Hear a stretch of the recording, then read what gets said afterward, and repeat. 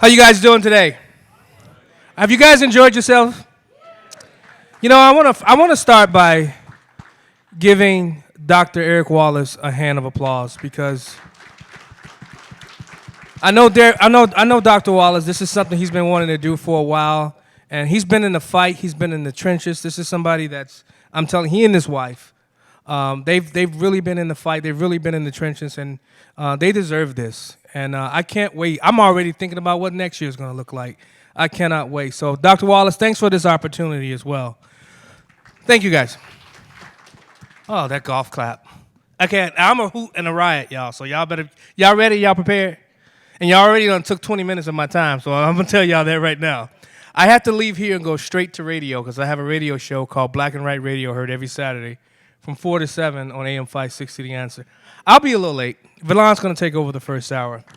But Dr. Eric Wallace reached out to me and said, hey, I want you to lead a panel about pretty much basically the rise of young black conservatives. And I was like, hey, I'll do that. So I want to quickly introduce, I'm gonna say their names, and as I say your name, please introduce who you are and what brought you to this and how did you came into conservatism. And we're gonna start with the most magnificent, sophisticated Cecilia S. Johnson. It's Cecilia, take it away. You play too much. How's everybody doing today? All right. Wonderful. So just do a quick introduction. Just a quick introduction. How do I cram all this into 30 seconds? I like to always say that I was born with a plastic spoon in my mouth in a trailer park in southeast Arkansas. At the age of 10, my mother moved my sister and I to Kansas City, inner city Kansas City, Missouri. And, a lot of my conservative views and values do stem from my upbringing in Arkansas, and also a lot of things that my experiences growing up in inner city Kansas City, I have, I guess, come to the conclusion that conservatism is really the only way or the best way to help better the black community. When I was 20 years old, I was with a friend in Walgreens while she was getting a prescription filled, and I decided to flip through some magazines. And I landed on this page of this fine black man. And I'm a little shallow, so I was like, he's fine. He must know what he's talking about. So I looked at the title of his article, and it was something to the tune of Why I'm a Black Republican. And I started to think, I've never really considered politics, just anything political. At that point, I think I voted one time, and that was because someone sent the bus to pick me and my neighbors up to go to the polls to cast a vote for this guy. But I read his article mainly because he was fine and he looked good in his suit. And again, there's their shallow right there. And I just really found myself agreeing with everything he said in his article. And it was really the first time in my life that solutions to the issues that Black America face, that solutions were coming from the conservative side. Like, I never really thought about it, never really thought about the difference. So that night I went and did all this research until 4 o'clock in the morning, back in the day on those old dial-up internets. And at 4:05, I was like, oh, okay, girl, you got to make a decision. And I just decided I was a Republican, and I just have not looked back then. And that was April 28, 2008. So if you guys remember what was going on at that time, President Obama was making his first run for president. And I always say one of my proudest accomplishments is that I did not vote for him. So after that, I started to, after the election, I wanted to meet other people who thought like me, who shared my values and views, and started to attend local events. And that led to people saying, hey, you're a great volunteer. Would you like to do this for a living? And I started working on campaigns. I worked for Americans for Prosperity. I worked for pregnancy resource centers, as well as a couple of other organizations.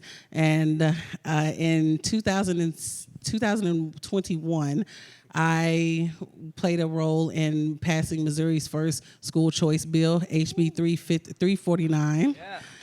Thank you, which was a tax credit scholarship that would allow kids to use just tax credit fund money sourced through tax credits to use them as scholarships to go to any school that they wanted to go to, or to help supplement their current education option. So I did that, and now I am the National Director of Black Engagement for the RNC. Nice. Nice. Yeah, who's on the magazine? That's what everybody's curious. Okay, the magazine. This is the $1 million question. Yeah. Who is the guy that led me to this lifestyle that sometimes I truly regret? But I do not know. Oh. This has been a real listen. When I tell you, y'all think, oh, I can find him. Do what you do. Do what you think you're gonna do. I have people, because I think it was either Ebony or Essence magazine, actually. Wait, they had that on there? Yeah. Yes, I think it was one Ebony. of those two, because it was geared towards the Black community. I know the magazine was geared towards the Black community. And I've had people go and buy a year's worth of archived Ebony magazines to try to find this guy. And I don't know who he could walk in here and I probably would not recognize him. That was 15 years ago, so I do not know who he is, unfortunately. Yeah. But I owe him a lot Cecilia, if I ever meet him. Two things. I told you I brought a suit jacket. I'm just not putting it on, though. We all make our decisions and stick by them. And she forgot one of the most important parts. She's also an author. The book called Memoirs of a Hood Conservative. Why didn't you talk about that? Oh, man. Come on. I told you I was going to call you out, but thank you. No, thank you. I don't know why why they put you up here. Because I really don't know. Deontay Johnson is one of my good friends. I don't know why they put you up here just to harass me. All right. But now we have, and this is our second time sharing the stage. We had an event with my radio station, AM 560, of the showing of Uncle Tom 2, Chad Jackson. Well, thank you. You got it.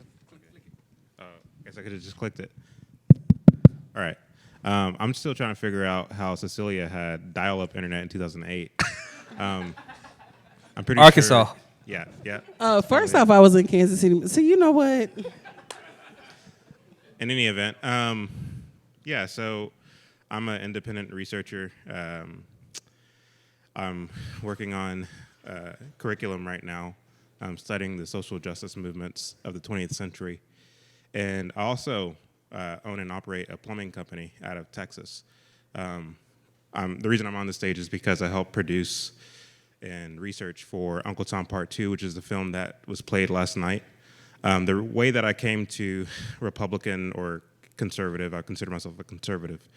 The way I came to conservative politics is actually downstream of my Christian faith. I'm a Christian first and foremost, and that informs every aspect of my life. It just doesn't make sense, or didn't make sense to me when I came into conservatism to continue to vote for Democrat politicians who not only are on the other side of my values, but are hostile to my values. So yeah, that's that in a nutshell. Thank you. Devin, do you have a middle initial too? Do you want me to use as well? We also have Devin Jones, who's an activist pretty much from the south side of Chicago. And one of the things about Devin, I see Tasha Fields. Well, Latasha, raise it up. I know Devin was really instrumental in a lot what was happening with Geno Young and what you guys were out there doing in the city of Chicago. So we're going to get into that a little bit later. But Devin, introduce yourself. So I am Devin Jones, the 18th Ward Republican committeeman. I am proud of that. The 18th Ward is on the south side of Chicago. I chair the South Side Republicans, and there are Republicans on the south side of Chicago. I have been conservative my whole life. I can't think of a time where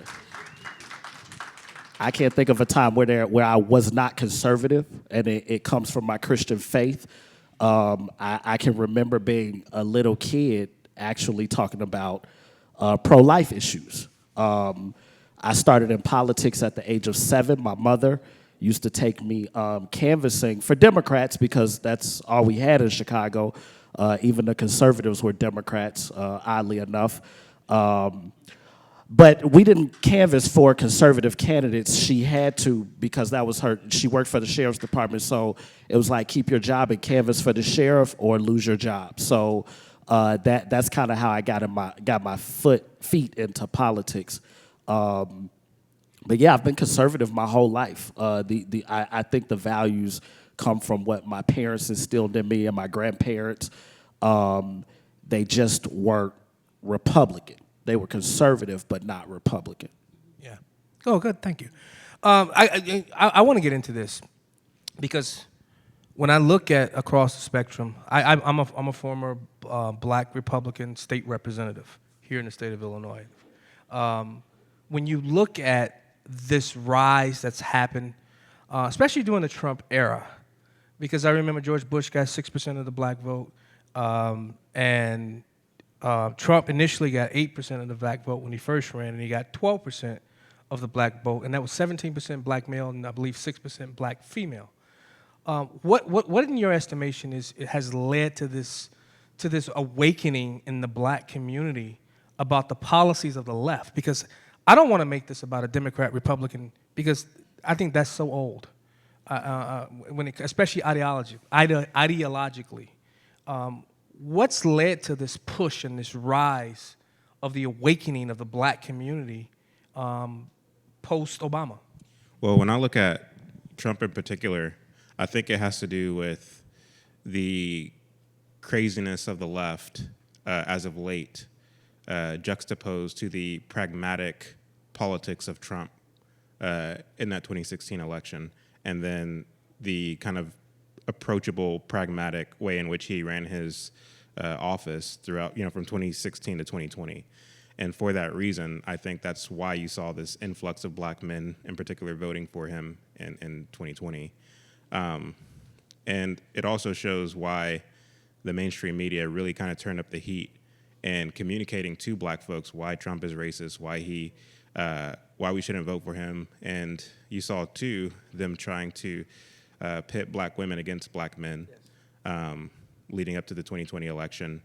They even went so far as to say, well, it's black women who elected or who nominated Biden for the primary, and without black women, you wouldn't have Joe Biden as a nominee. Specifically South Carolina, because that's Right. where he catapulted, right? Okay.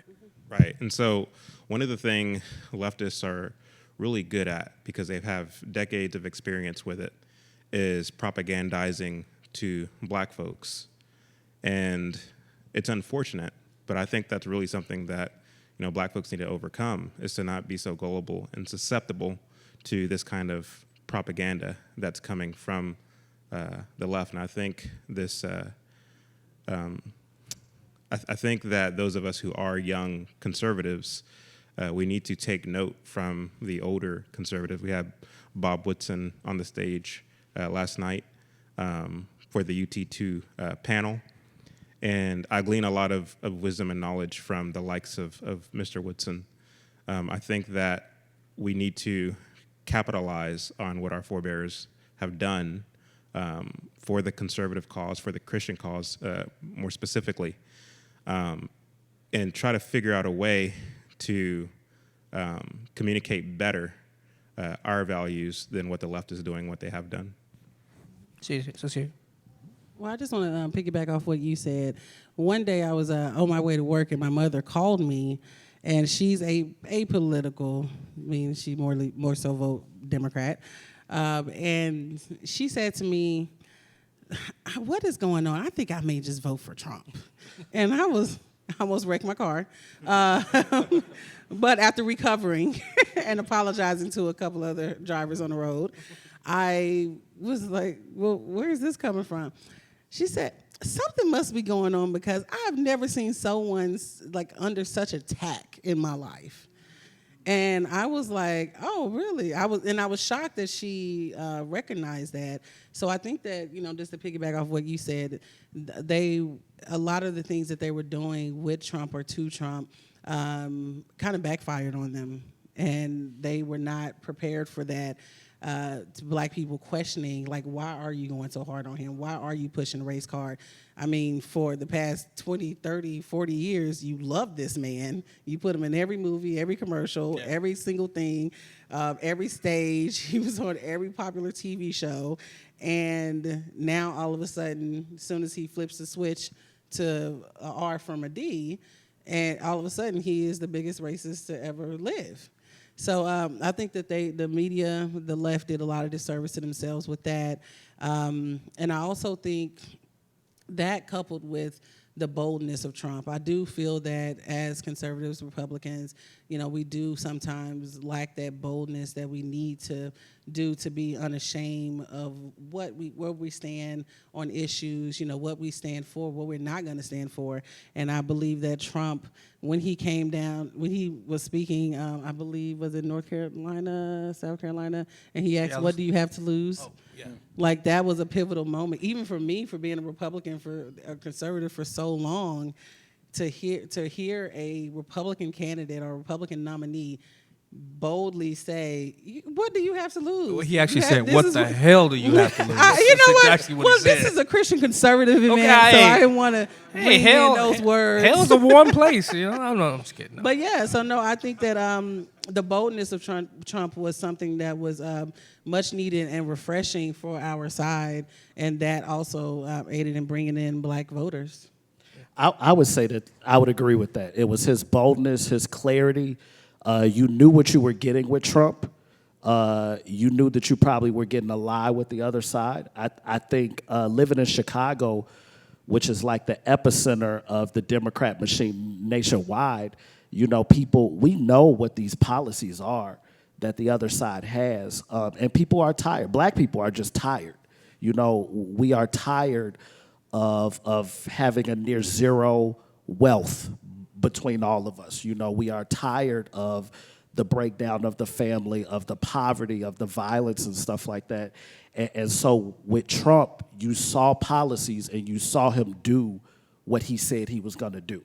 I think in 2016 when he first ran, people were kind of iffy, black people, but there was a rise because he did exactly what he said he was going to do. And I think that a lot of black people saw success in their lives during his presidency that they had not seen. And if you look at, Trump got support from black people, but that didn't necessarily translate into the Republican Party. It was in his conservative message, which was bold and clear, which is what the party actually needs. Yeah, I believe in addition and multiplication. Devin, this question is for you. I'm coming back to you because, you sit and you hear all the speakers here talking about fatherlessness in the home and things of this nature, but you still see those who are in the black community continuously vote and double down at times, voting for the same ideology, voting for the same party with no results. How does a young conservative go into the cities of Chicago, the cities of Atlanta, the cities of Philly? What message for that? If you can take one message that you've gleaned from here and articulate it clearly to these individuals that are out in these community and they respond to it, what is that message? Because clearly something is not sticking, and I can't wait to hear your answer, Cecilia, being somebody who's engaged, especially in the D.C. area with all of this. Devin, go ahead. It's hard to take a message of it. So a lot of times we say what's bad, right? We just tell people, you have no fathers, and 70% fatherlessness. And that's great, but what are we going to do about it? So are you mentoring a child? You talk about criminal, this criminal element that's in our community. Okay, so do you mentor a person who has returned from prison to make sure that there's no recidivism and that they don't return? We talk a lot about problems on the conservative side, but it comes off as though we don't care. I'm going to point out my brother's sitting here, Matthew, right? Matthew is not my biological brother. Him and his brother were students of mine, and I saw that they were going through something. They were homeless. And so I made a concerted effort to do something. at 24 and put my life on hold to make sure they had a home and a school. I joined the military. I'm not saying you got to do that, right? I'm not saying jump up, go to You're the saying Navy. action speaks louder than words. But exactly. And so to just point out a problem and say, you're living in poverty, everything is going bad in your life, vote Republican and find a husband. That doesn't work. You have to show people that you care. You have to partner with programs that actually work for people. I'm going to highlight Latasha, Angela, Maria Moon, I think, is in here. These are homeschool moms. These are people who deal with homeless issues, people who help people who are returning from prison. You have to actually mentor people into conservatism. You have to evangelize this message and this type of lifestyle. Because even with Christianity, I could tell you all day long that you're going to hell, but if I don't tell you the love of God, you're not going to be receptive. Right. And before you, I just want to say something. I just thought about it. We have 2 black lieutenant governor candidates sitting in this Yes. room right now, Miss Latasha Fields and Stephanie Trussell. And thank you. And the thing about it here in Illinois, we had over 10 plus black candidates running for in some form or some type of office. That has never happened, Stephanie. Frederick Walls is here, And too. Frederick Wall, where's Frederick? What up, brother? I'm sorry, Cecilia. Go ahead, Cecilia. First, did you put me on blast because I don't have a husband? No. Oh! Let me get up. I don't appreciate that at all. Thank you very much. All my single girls, we're waiting in patience. No, Look, I'm waiting, too. Not that one. I'm not for a husband, for a wife. Hey, make that plain. Make it plain. Well, I hope so. Thank you. Hey, Devin's single now. I'm just kidding. No, one of the things that excited me the most about joining the RNC at this time was the fact that they were continuing with the community centers. So if you know, with the Trump campaign in 2020, they established these community centers in inner city urban areas, but not just in those areas, but in Hispanic and APA areas and things of that nature as well. And I believe we also had a Jewish and a vets one as well this year with the RNC. So that initiative really intrigued me because, to piggyback off what you're saying, like you need someone or an effort that is going to be there to translate these things for people, because a lot of times I don't think people are thinking of connecting fatherlessness to conservatism or being a Republican. I don't think that the black community is necessarily always seeing it that way, but with these community centers, we were able to go in and connect dots in a lot of ways. For example, with our entrepreneurship efforts. So we held different entrepreneurship networking. We held a workshop to help people with their business plan and discussions about how to find financing, because it's more than just saying, I support you, I support small businesses. Like, what are we doing to actually show that? And I think that, to their credit, the left does that. You don't have to wonder if the left cares about my kids being cold because they're there giving me a free coat. Wow. So I don't have to tell you that, hey, I want your kids to be warm. I'm here to give you a coat. So I don't have to say it. The message is already being relayed to you in my actions. And I feel that that's something that we tend to lack here on our side. But with those efforts, I was just looking forward to being a part of that, we did a lot of back to school drives, but I mean, anybody can just give out school supplies. We also, in order to get school supplies, we were sitting here you had to sit through a discussion of talking about the school choice efforts in your state. What legislators are supporting it, what legislators are opposed to it, and things of that nature. So now we're still kind of helping people. We're still on the charity side, but we're also there to establish our message, to spread our message. We had one, for example, in Jacksonville that was widely successful. We had, I think, about 130 people show up. Wow. It was it wasn't, as the planning didn't take as long, so it was kind of last minute. We had people come and set everything up and have the discussion, and people were just like blown away with the things that they don't know. So unless we're there to give them this message, then they're not going to receive it. But also, not just there to give it to them, but to also translate it in a language that they're going to understand it. And we could say, unfortunately or fortunately, that is a language that they do, that our community tends to understand things, is through charitable efforts. And that's something that we've continued with the RNC. And I did not know that. just to piggyback off of that, language is important in how we relay things. I think I'm gonna be pretty honest, right? I don't. I think a lot of times as a conservative, one of the things that I get is, why do you have to say things like black? Why do you have to call yourself black or being colorblind? And we would never ask an Irish person to not show up to the Southside Irish Parade. We would never ask, Polish people to shut down their Polish National Credit Union, right? And so, unfortunately, we have allowed the left to hijack what it means to be black oftentimes, as opposed to putting our ethnicity and our culture into more productive means, like having a credit union, like having black chambers of commerce. There's nothing wrong with that. And as conservatives of all races, we have to be okay with those things, because people associate with each other. Men associate with men.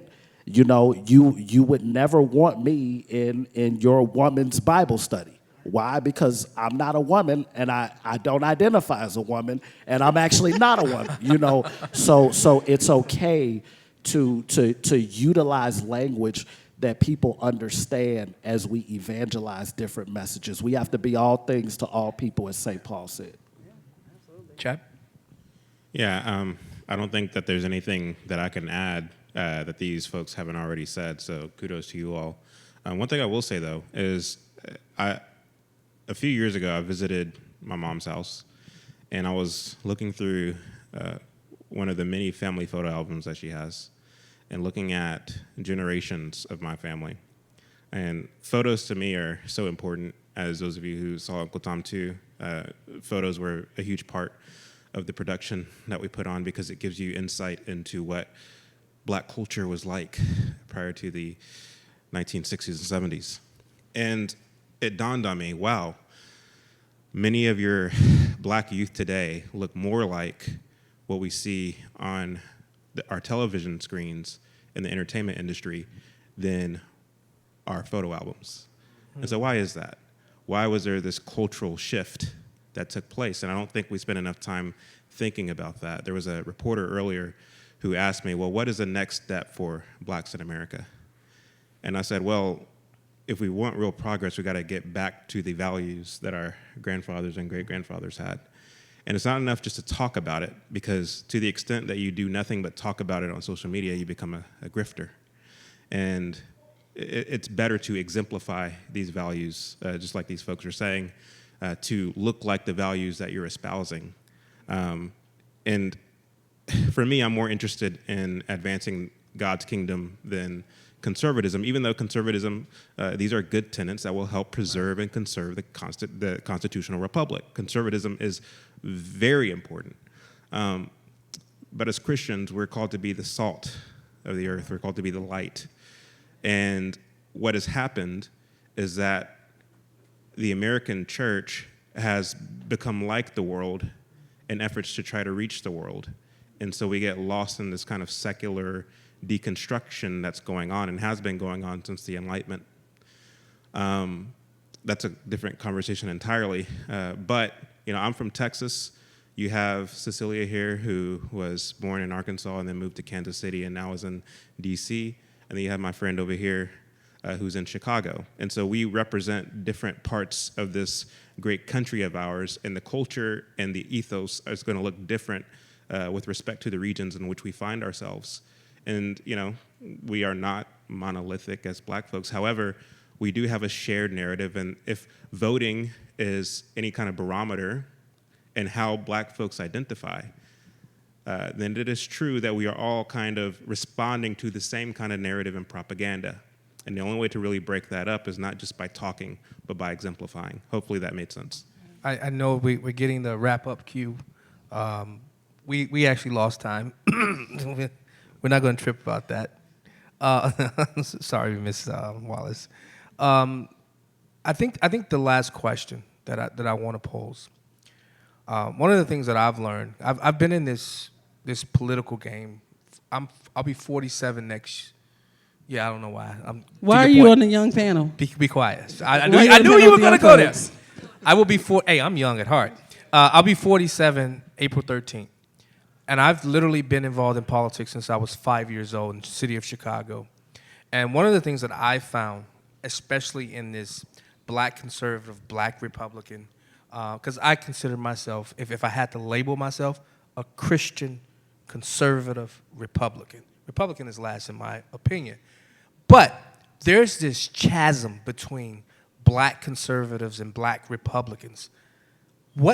How can we fix that rift that's between black conservatives? Because I can go to somebody and talk about, hey, I'm a conservative, and I'm accepted more.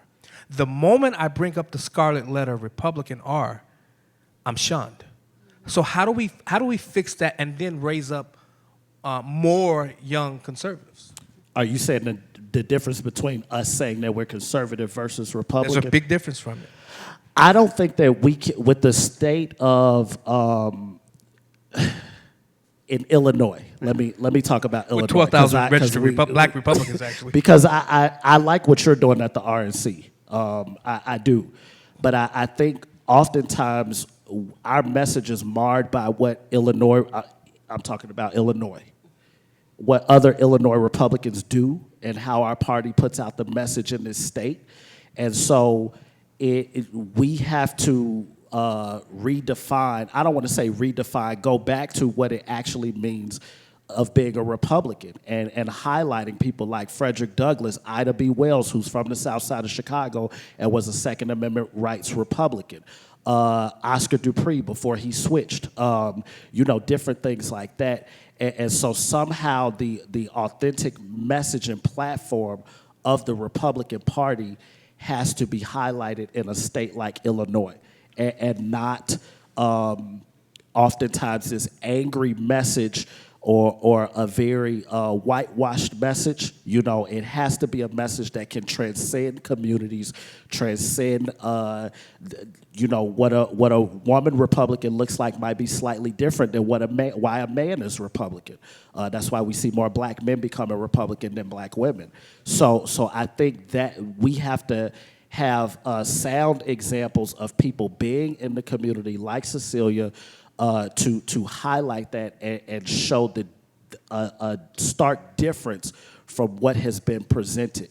Because I think a lot of us who live in a state like Illinois who are Republican are trying to figure out what's going on here. We have to dispense with the moderation.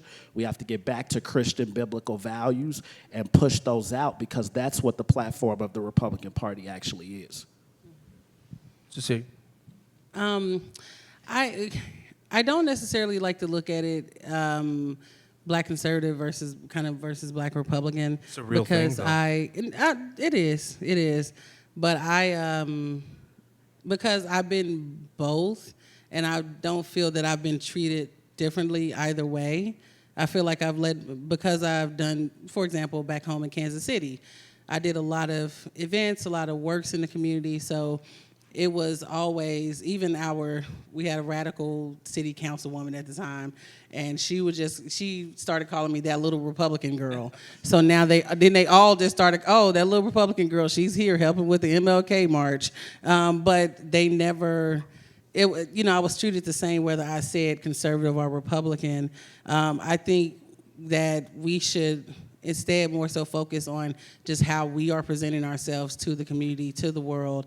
I do believe that one of the biggest things we can work on is how we connect with people, is coming off as, more, I guess, human. Sometimes we tend to be very stoic and very, hi, my name is Cecilia Johnson, and stuff, versus just being, relaxing, being ourselves. And also, and a lot of that comes from, a big part of that comes from also just us being vulnerable as well in front of people, in front of the Black community, saying, this, asking questions, but also giving your perspective or your take on things, but also talking about our experiences. Like when I did write my book, so I will talk about my book. Thank Memoirs you. of the Hood Conservative. Memoirs of the Hood Conservative. Like it was just like just a regular political book that I was gonna write, just with my views and stuff. And then I thought, like, gosh, there's so many books just somebody talking about, oh, well, I think this and I support this and blah, blah, blah. Like, no, like you just give them a real raw person. So I decided to talk about the ugly things. Decided to talk about the hard things. One of the toughest decisions I did make was whether or not to talk about just things that happened to me as a child.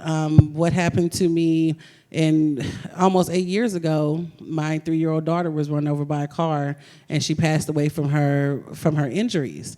And I really opened up and spent 2-3 chapters of my book talking about that, but it was a great release, but it was also a way for people to connect, so people are not just, oh, well, this girl I'm just a Republican, because we tend to come off that way. Amen. And I'm kind of tired of it. I am a regular human being. I don't need to be analyzed. I don't need to be dissected like a frog in a lab. Yes. Like, I am just a Black person in America who votes Republican or who has traditional conservative values. So I think that instead of looking, just as us versus us on this side, because Black Republicans and Black conservatives, whether you like it or not, we in this together. Whether you like this person's messaging or that person's actions, we're in this together, and we kind of all we got. So we have to have each other's back, whether I agree with this or that little nuance of this. It is what it is, because at the end of the day, we have to go out and we have bigger battles to fight, but we can't do that if we kind of keep our attitudes the way that they are at the moment, if any of that makes sense. Well said. Chad? I think that when it comes to the general public, including Black folks, I believe that a lot of people are over kind of hyper partisanship. And it's for that reason that if you throw around the word Republican or Democrat, many people are turned off. And I can only speak anecdotally from conversations that I've had. I typically find that the conversations that I'm the most effective in is when political representation is not brought up at all. Rather, you're talking about the facts and you're talking about the values.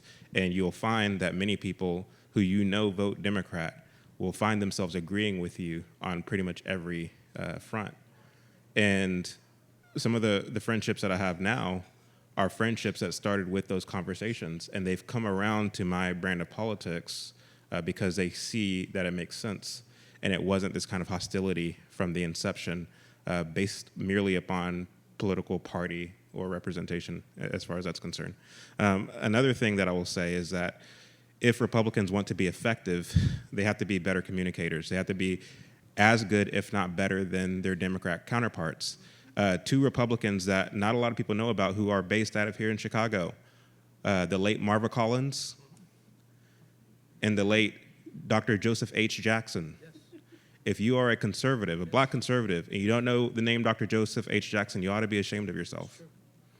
But I do encourage people to look up these folks and to popularize these folks in the same way that they popularize people like Jane Elliott. The same way they popularize these people who are pumping poison into our communities. Because if we're not putting up people that we hope that others would emulate, and rather we find ourselves yielding to and praising in many ways their heroes, and we continue to let the people that we should be emulating kind of die in history, then there's no hope for Black Republicans or Black conservatives, in my opinion. Well said. Chad, Cecilia, Devin, thanks so much for joining me on stage today. Guys, I hope you guys enjoyed this conversation. Chad, is there where people can follow you? You guys want people following you on your social media platforms or anything like that? Yeah, so I'm on, I think, Twitter, IG, and YouTube, all at Chad O. Jackson. So Yeah, you haven't followed me back yet, but that's okay. Cecilia? Well, I'm letting you know right now that I'm not going to follow you back. We're already Facebook friends, so you can't do nothing with that. Sorry. No, see, look at God. Look at God. Look at God. That wasn't nothing but the devil. That was God. That wasn't nothing but the devil. I told him that I was not going to follow him back, so he could. We're already follow Facebook me all he friends. want. And you will be blocked today.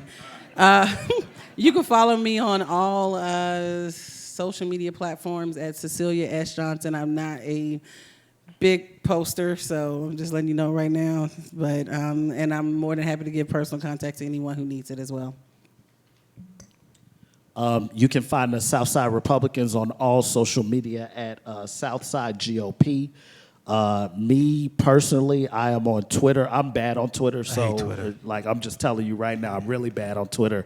At Devio Devio.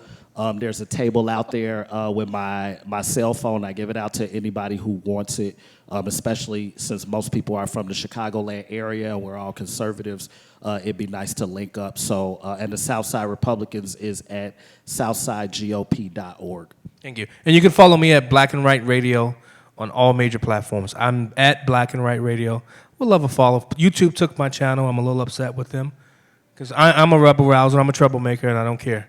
I think we need more troublemakers, and this room is full of them. So thank you so much, Dr. Wallace. Thank you so much for having us. Have a good night. I got to run to the station.